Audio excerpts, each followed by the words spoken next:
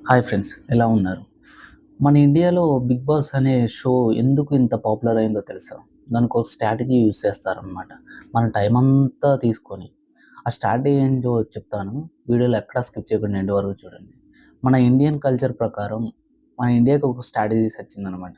అదేంటంటే ఇప్పుడు మన ఇంట్లో ఏం జరుగుతుందో ఎవ్వడు పట్టించుకోడు. బట్ పక్కింట్లో ఏం జరుగుతుందో మాత్రం అది బాగా తెలుసుకోవడానికి చాలా ఇంట్రెస్ట్ చూపిస్తారనమాట. అదే స్ట్రాటజీ యూజ్ చేసి 'బిగ్ బాస్' అనేది షోని రన్ చేస్తున్నారు. అందుకనే 'బిగ్ బాస్' ఎప్పుడు అంత పాపులర్ అయింది. ఒక 16 కంటెస్టెంట్స్‌ని తీసుకొచ్చి ఒకటే ఇంట్లో పెట్టి వాళ్ళు కొట్టుకుంటున్నారా? తిట్టుకుంటున్నారా? లవ్ రిలేషన్స్ నడుస్తున్నాయా? ఫ్యామిలీ రిలేషన్స్ నడుస్తున్నాయా? గొడవలు జరుగుతున్నాయా? అనే దానికి వేరే ఆ 'బిగ్ బాస్' షో అనేది రన్ చేస్తే పీపుల్ చాలామంది అట్రాక్ట్ అవుతారు. ఆ ఇంట్లో ఏం జరుగుతుంది అని తెలుసుకోవాలనే మన షో చూడటానికి ఇంట్రెస్ట్ చూపిస్తారనమాట. అందుకనే ఈ 'బిగ్ బాస్' అనేది చాలా ఫేమస్ అయింది. అలాగే నీ టైంని కూడా వాళ్ళు లాగేసుకుంటున్నారు. 24 అవర్స్ అని పెడతారు.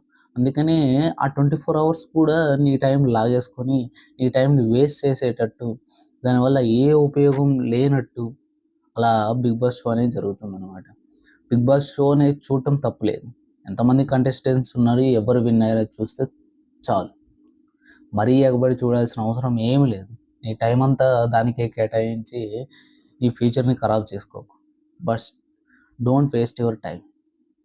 ఫ్యూచర్ ప్లాన్ అంటూ నీకంటూ ఒకటుంటది కాబట్టి టైం వేస్ట్ చేసుకోకు. టైం అనేది పోతే మళ్ళీ రాదు. అందుకనే టైం వేస్ట్ చేసుకోకు. టైంని ప్రాపర్‌గా యూజ్ చేసుకో.